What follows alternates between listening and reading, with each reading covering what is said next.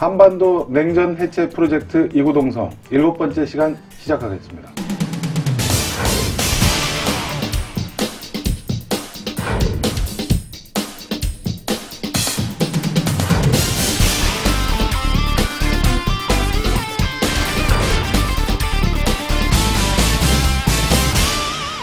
이번 주에도 당연히 조용히 넘어갈 리가 없죠. 김정은 위원장이 또 전격적으로 중국을 방문했습니다. 석 달 만에 3번째에 벌써. 사실은 저 북미 정상회담 끝나고 나서 시진핑 주석이 답방할 차례다, 답방을 할 것이다, 그런 얘기가 있었는데 김 위원장이 왜 직접 이번에 이렇게 갔을까요?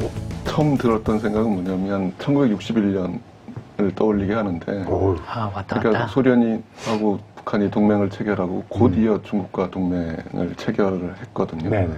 그러니까 싱가포르 회담에서 새로운 북미 관계를 만들고 나서 저는 이번 정상회담에서 나온 이야기 중에 가장 인상적인 게 정세가 바뀌어도 북중 관계는 유지될 것이다 라는 발언을 했습니다.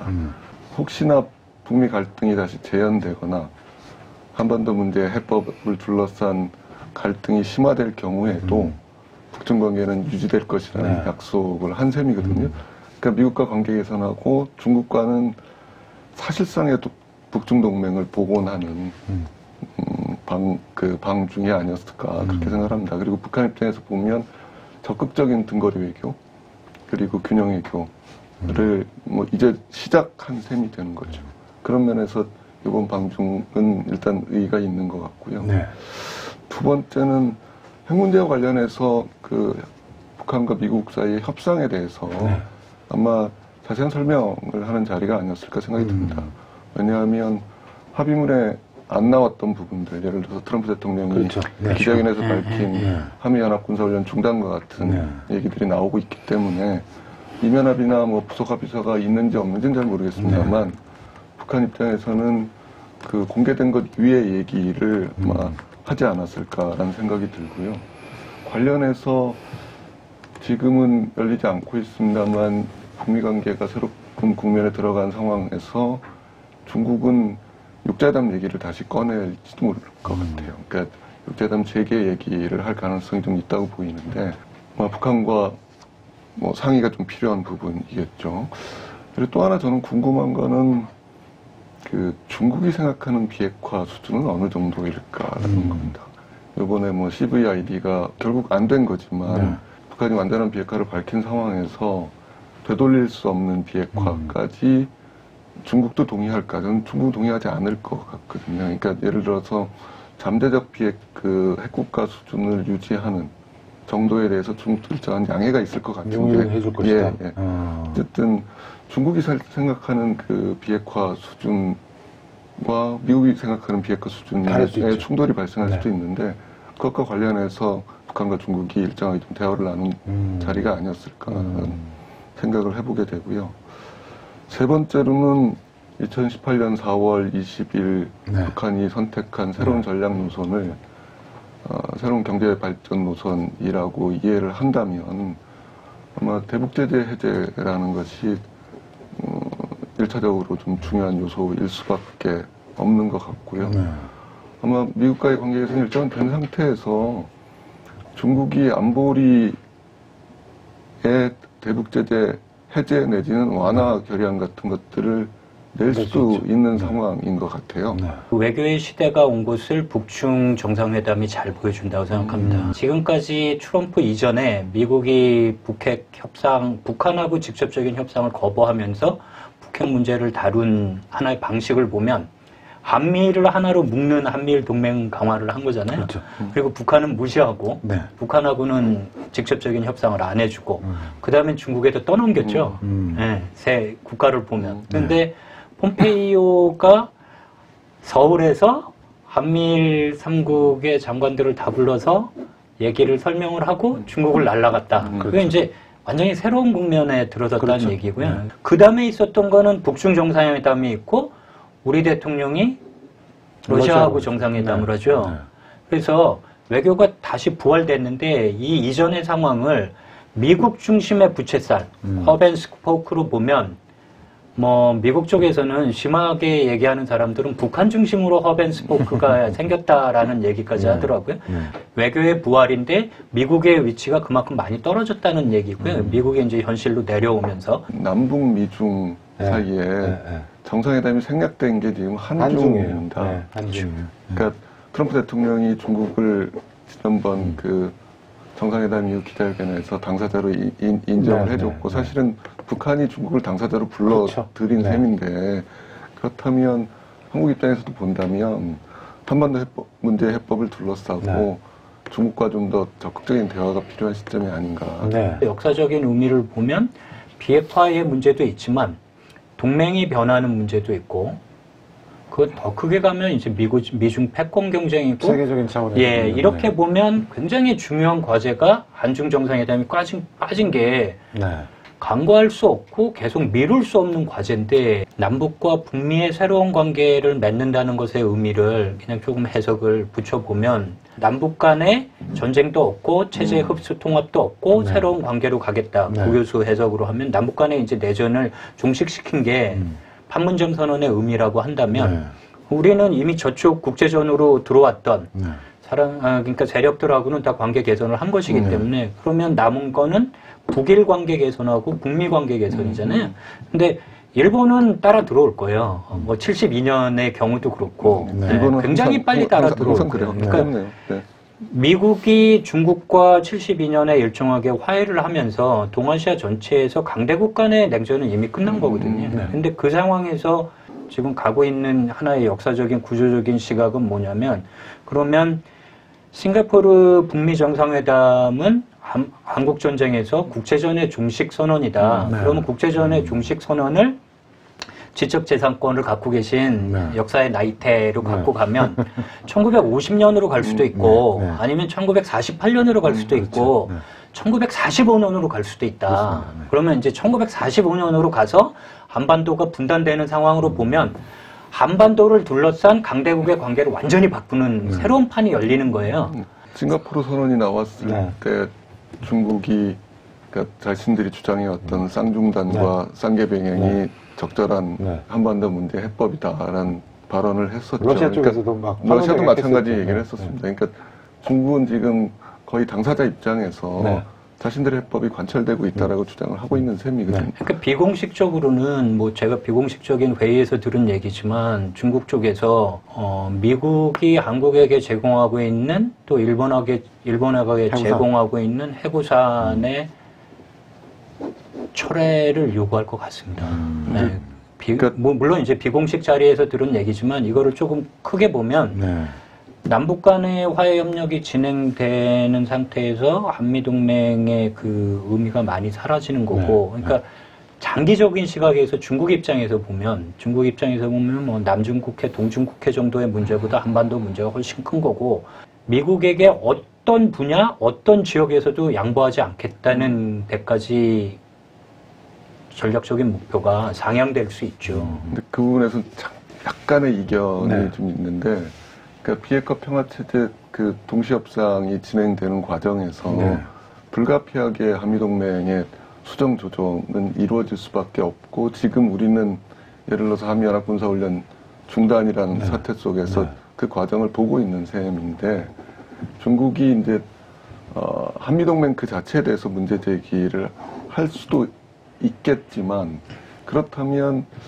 북중동맹 처리를 해야 될 필요성이 있기 때문에 어떻게 보면 지금 북한이 인정하는 수준에서의 한미동맹 정도도 중국이 그 정도에서 멈추지 않을까 저는 뭐 당장은 하는데 당장은 그렇게 갈 것 같고요. 그러니까 단계적으로 이렇게 생각을 하는 것 같아요. 그쪽에서는. 그래서 일단 그 평화협정까지는 뭐 종전선언은 제시하는 거 뭐 상관하지 않겠다.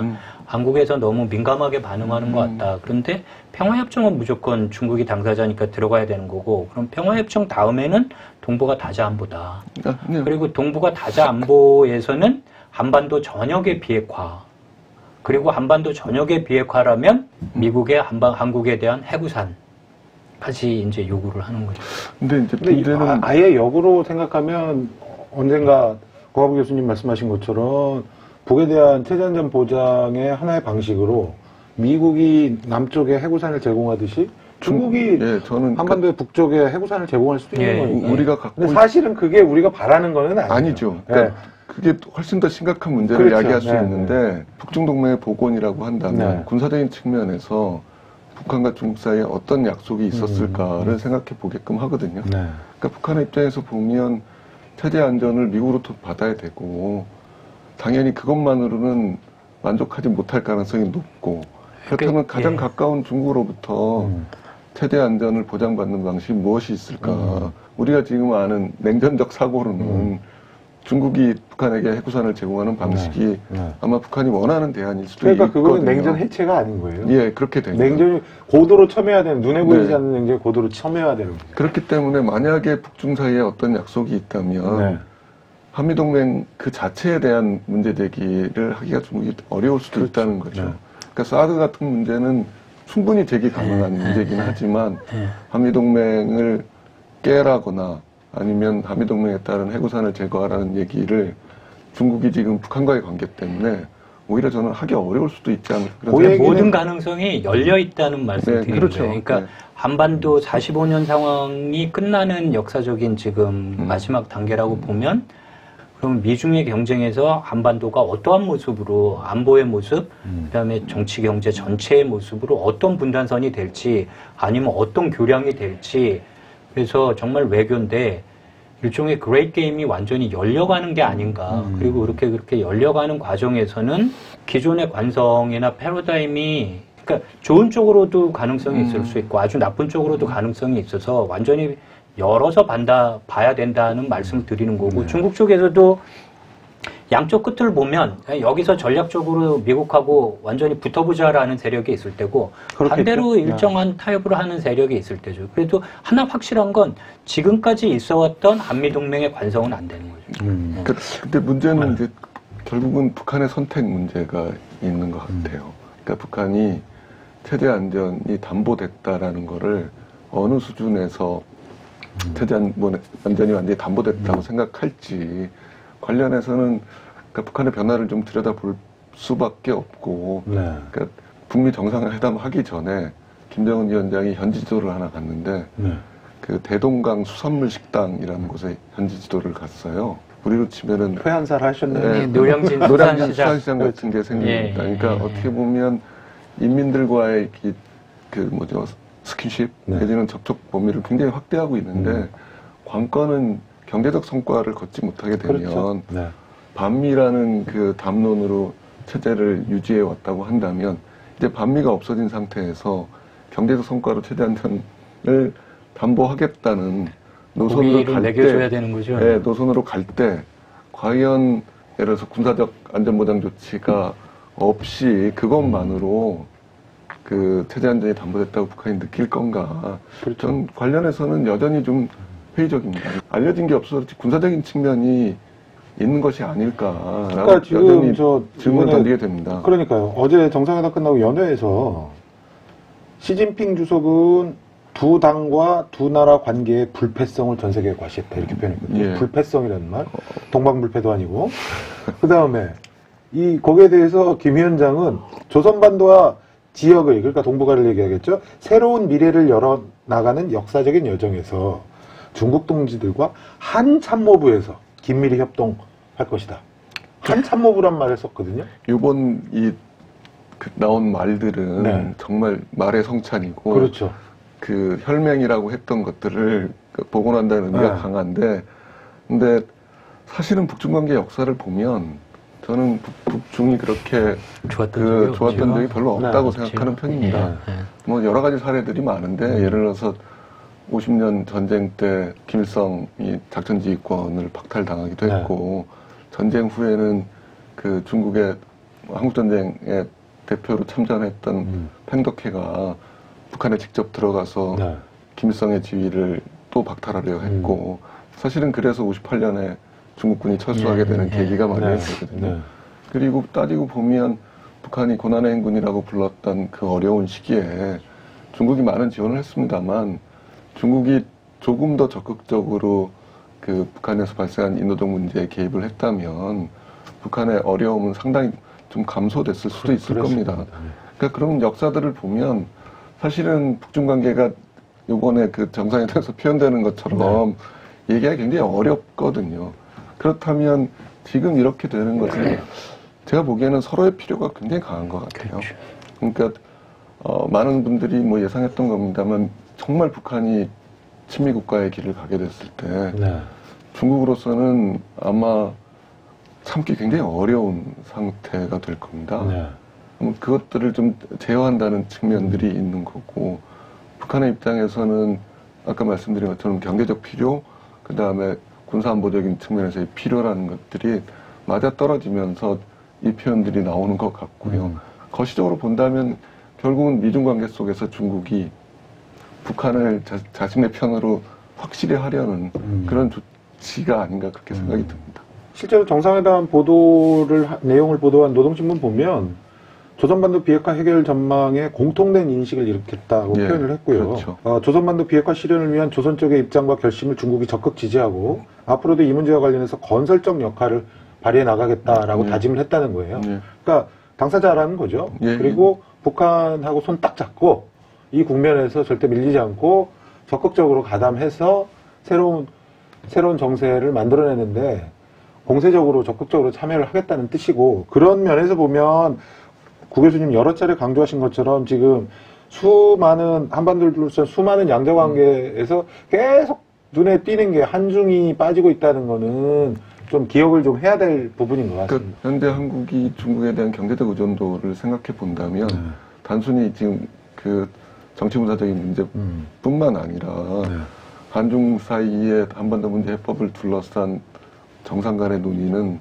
저는 정말로 필요한 시점이라고 봅니다. 미중 간에 무역 전쟁이 있으면 그 가장 큰 피해자가 한국이 될 거라는 얘기는 트럼프 집권 이전부터 트럼프가 승리하면서부터 계속 나왔던 얘기잖아요. 뭐 나오는 보도에 따르면 미중 무역 전쟁 속에서 중국이 쓸 수 있는 카드가 몇 가지 언급이 되는데 예를 들어서 위안화 평가절하 문제 같은 것도 있거든요. 평가절하 위안하게 되면 사실 우리한테도 타격이 상당히 있을 수 있는 부분이고요.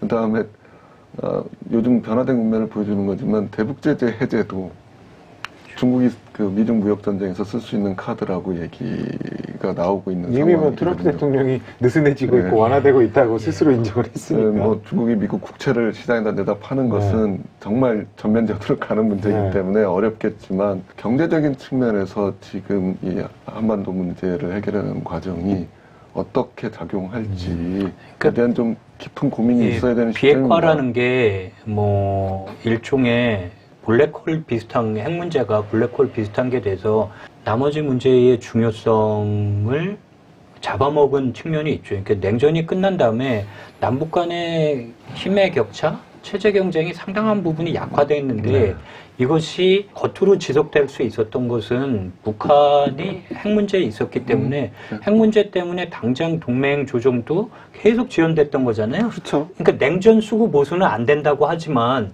냉전 수구 보수가 계속 눈이 멀 수 있었던 결정적인 원인은 북한의 도발이에요. 그러니까 그쪽에서 얘기하는. 그런데 이 문제가 해결되면 이 문제가 덮고 있었던 큰 문제들이 있죠. 핵 문제가 일정하게 해법이 보이기 시작하면 우리가 지금까지 미뤄뒀던 문제들이 한꺼번에 닥치는 거예요. 그래서 한꺼번에 닥치는 대표적인 문제가 아시아 패러독스, 당장 먹고 사는 문제. 냉전 이후에 동맹을 탈냉전 과정에서 어떻게 조정해야 되느냐 하는 문제. 이 문제는 계속 정치적인 텁으로 남겨두고 있는 거잖아요. 그 다음에는 45년까지 갈 거 없이 2008년으로 가면 중국의 부상을, 전면적인 부상을 어떻게 우리가 해결할 거냐. 그리고 분명히 중국은 한미동맹이 갖고 있는 군사적인 관성, 대북의 방어용이라고 해도 사드는 인정할 수 없다라고 분명히 얘기했어요. 그러면 동맹의 안보 딜레마가 한미동맹 전체와 중국하고 걸려있는 상태예요. 이게 하나가 해결됐지만 사실은 얼음 밑에 이렇게 얼음이 녹으면서 안에 있던 문제들이 드러났다고 생각해요. 북미 관계가 개선이 되고 북한이 개혁 개방의 길로 나선다고 했을 때 아마 남북 경협에, 그러니까 남북한 경제 협력에 있어서 우리가 과거와 같이 독점적 지위를 누릴 수 있을까요? 저는 아마 국가별로 따지면 한국과 중국이 경쟁하는 방식이 될 가능성이 대단히 높고 일본도 뭐 숟가락 하나 얹겠죠. 북일 관계 개선이 되면 그렇죠. 일본은 아시아개발은행을 예, 통해서 예. 그 북한에 진출하려고 할 거고요. 비핵화 문제에서 일정한 돌파구가 열리면서 새로운 과제들이 막 떠오르는 거잖아요. 네. 그럼 국내로 보면 3국에서 네. 남북미 3국으로 보면 북한은 국내 정치적인 리스크가 많이 없는 것 같고 네. 거의 없다고 네. 하고 한국은 보수 야당의 직접적인 반대는 없지만 네. 이제는 국방부하고 관료 조직의 문제가 되겠죠. 그리고 여기서는 군축을 진행한다 그러면 국방개혁 문제가 정말 만만치 않을 겁니다. 예. 그리고 사실은 남북 간의 군사적 긴장 완화를 얼마나 급속하게 그 다음에 되돌이킬 수 없는 정도로 하느냐가 북미 관계가 최악의 경우 다시 갈등으로 갈 때 일종의 제 표현은 이제 평화의 방화벽이 될 텐데 네. 이 평화의 방화벽을 건설하는데 가장 큰 걸림돌은 한국의 군부예요. 그래서 만약에 장사정포를 빼면 한국 군부는 당장 하는 얘기가 우린 뒤로 뺄 데 없을 거다. 뺄 데 없다. 그리고 병력 감축 얘기도 나올 테고 네. 이 부분을 어떻게 할지 그래서 진짜 실력이 필요하고 새로운 이제 장애에 부닥치는 거거든요. 그러니까 이거는. 교수님 여러 차례 지적하신 것처럼 이제 드디어 실력을 드러낼 수밖에 예, 없게 되는 예, 네. 예, 예. 진실의 순간이 찾아오고 있어요. 그러니까 그 문제에 있어서는 정말 중요한 패러다임이 네. 평화와 복지가 함께 가는 거라는 발상이라고 저는 그렇죠. 생각하는데 예. 그걸 21세기 초반부터 네. 지속적으로 주장해 그러니까 오셨죠? 군축의 효과로서 우리가 국방비를 절감할 수 있다면 네. 진짜 국민들에게 피부로 다가갈 수 있는 경제적 혜택을 줄 수 있는 네. 거거든요. 그러니까 그 패러다임을 어떻게 보면 정부가 좀 더 적극적으로 그 그러니까 국내 정치적 같은 설득을 위해서도 의미에서 얘기를 필요하다는 하면 거예요. 소득주도 성장에 대한 이제 여러 가지 비판도 있고 그 비판하는 분들 입장에서 조금 더 가야 되는 건 이제 재정을 확장해야 된다는 거잖아요. 국가가 좀 더 돈을 써야 된다는 건데 좀 더 돈을 쓸 수 있는 것은 빼야 돼요. 국방비 빼야 돼요. 예. 그런데 국방비를 빼는 것에 대해서는 뭐 한국군이 갖고 있는 뭐 무수한 변명이나 안 되는 이유가 무지무지 많은 거죠. 그러니까 평화가 그 경제적 혜택으로 돌아올 수 있어야만이 그렇죠. 어떻게 보면 네. 지금 한반도 평화의 길에 있어서 국내 정치적 토대가 만들어질 수 있거든요. 그러니까 국내외적으로 결국은 한반도 평화 아니면 동북아 평화, 동아시아 평화를 만들려면 평화가 자신의 이념이고 평화가 이익이고 평화로 먹고 사는 사람들이 많이 생겨야 되는 거죠. 이익 상관자가 분명히 있어야 되는 거 작은 데부터. 그다음에 개성공단을 새로 하든 뭐를 하든 남북 경협하고 이 동북아 전체의 새로운 상황에서 평화에서 이익을 보는 세력들이 생겨야 되는데 네. 사실은 문재인 대통령이 선거 구호로 내세운 게 평화가 경제다. 그리고 뭐 한반도 신경제 지도랄지 뭐 이런 것들이 다 그 안에 농축이 돼 있는 거고. 평화를 전제로 대규모의 군축이 있어야 남북 간의 군사적인 긴장을 빼잖아요. 근데 보수적인 분들이 현재 북미 간에 일정한 타협이 있는 상태에서 북한이 미국에 대한 위협은 안 되지만 여전히 북한이 잠재적인 핵 능력도 갖고 있고 북한이 한국에게 군사적인 위협이 되는 상태를 네. 용인할 수 없다. 이렇게 네. 나오는 거죠. 그런데 엄밀하게 따지면 남북 간에 군축을 하면 이 문제는 다 해결돼요. 그러니까 사실은 네. 지금 장사장포 네. 북한 뒤로 돌린다고 하잖아요. 거기 지금까지 이 대화국면에서의 법칙은 단계적 동시적 조치 우리도 빼야죠. 인셈이죠. 네. 그렇게 되면 한국도 거기에 상응하는 네. 군대를 뒤로 뒤로 빼는 빼야죠. 문제 같은 것들이 당연히 의제로 올라갈 수밖에 없는 거고요. 네. 못 뺀다고 할 거예요. 원래 그 북한이 그동안 주장해왔던 군축 주장에서 핵심은 군대 수 줄이는 문제가 그럼요. 관건이거든요. 옛날부터 10만 얘기했잖아요. 옛날 처음에 이제 10만 얘기했는데 지금도 10만을 얘기할지는 잘 모르겠습니다만 북한 다시 그 판문점 선언에 따른 군축 얘기를 할 때 네. 군대 수 줄이는 문제 당연히 제기할 겁니다. 그렇게 되면 거기에 대해서 또 줄이죠. 우리는 단계적 동시적 조치를 취해야 되는 문제가 사실은 있는 거고요. 혹시나 만약 북한이 선군축으로 나온다면 네. 거기에 대해서 우리 대비를 해야 될 필요가 가능성이 있고 있습니다. 왜냐하면 지금까지 올 신년사부터 시작해서 북이 지금까지 정세를 끌어온 과정을 보면 선도적으로 앞서서 협상장에 가 있어요. 계속 뭘 던지면서. 그러니까 그죠? 우리 국내 정치적으로 어떻게 설득해내느냐가 중요한 건데 결국은 평화가 경제다라고 말씀하신 것처럼 국방비를 줄임으로써 재정 투입을 복지나 아니면 뭐 소득주도 성장론 같은 네. 데다가 더 할 수 있다라는 네. 일단 그런 패러다임을 좀 우리 내부에서 만들고 합의를 구할 필요가 있다라는 거. 네. 시간이 많이 돼서 하나만 좀 짚고 끝냈으면 좋겠는데요. 문재인 대통령이 이제 내일 러시아 방문을 하시죠. 예. 러시아 언론과 오늘 인터뷰를 했는데 뭐 여러 가지 많은 말씀하셨는데 저는 크게 두 가지가 와닿던데 하나는 남북을 중심으로 놓고 한중미일에다가 몽골까지 아우르는 동북아 다자안보 네. 이 얘기가 살짝 그렇죠. 언급이 됐고요. 예, 예. 두 번째는 남북로 삼각협력. 그래서 철도, 가스, 전력을 세 개 분야를 특정을 해서 요 남북로 삼각협력을 강조를 하셨어요. 이게 말하자면 이제 신경제지도의 동해 쪽이죠. 서해 쪽은 이제 중국하고 협력을 하는 걸 테고. 요 두 가지를 놓고 한러 정상회담 전망을 좀 해볼까요? 근데 러시아는 지속적으로 동북아 다자안보 협력에 대한 의지를 밝혀왔었고 그렇죠. 예. 국제회담 실무그룹에서도 그렇죠. 그쪽을 담당해 네, 그쪽을 왔었는데 네. 제 생각에는 동북아 다자안보 협력이 없다면 네. 한반도 평화체제가 사실은 지속 가능하지 않을 수도 그렇습니다. 있다라는 네. 거죠. 네. 그리고 뭐 지금 동맹의 전환 얘기 오늘도 했습니다만 동맹의 전환을 위해서라도 내지는 뭐 궁극적으로 폐기까지 가기 위해서라도 그러니까 사실은 궁극적인 형태의 북한에 대한 체제 안전 보장은 동북아 다자안보 틀이 해결을 해줄 수가 없어요. 당연히 네. 그거 이외엔 다른 대안이 없다고 봐야 되겠죠. 만약 다른 대안을 찾는다면 그것은 여전히 냉전적 방식의 그렇죠. 네. 체제 안전 보장일 수밖에 없다는 거고요.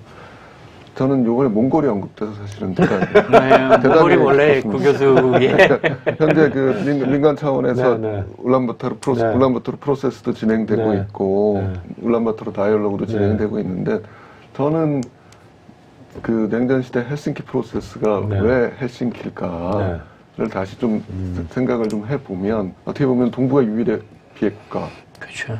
지위를 갖고 있고 사실은 중소라는 강대국 사이에서 상당히 고생도 했던 네.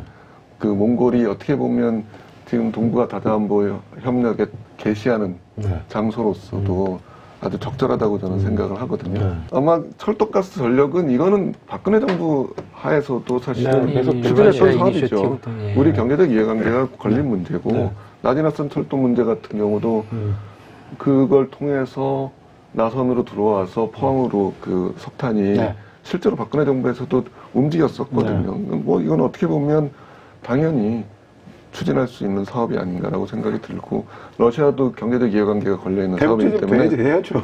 아마 그 대북제재 문제도 중국과 러시아가 같이 움직일 수 있습니다. 네. 초안을 낼 수 있죠. 네. 결의안 초안을 낼 수 있을 거예요.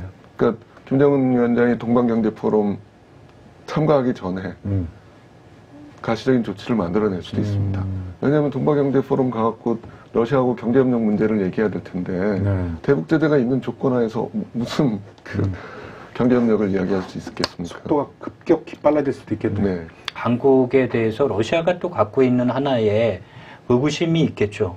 우리 입장에서가 아니라 러시아 입장에서는 아니 니네가 당장 박근혜 정부 때도 유라시아 이니셔티브 그렇게 얘기를 해놓고 결국은 미국의 일종의 미국 유일주의로 완전히 들어가 버리지 않았느냐. 그러면 미국을 가져가지만 동시에 한국판 다자주의를 얼마나 할 수 있는지 실력을 보여다오 하겠죠. 우리 입장에서야 예. 뭐 많은 거지만 지금은 예, 한국판 다자주의 외교의 시대가 시작된 건데 이 외교의 시대를 실제 밀고 나갈 수 있는 실행력이 있느냐 하는 것에 시험의 시간이 이제 온 거라고 봅니다. 그러니까 한국이 과연 동북아 다자안보 협력을 제한할 수 있을까? 그러니까 동북아 사회, 동북아 국가들에게 네.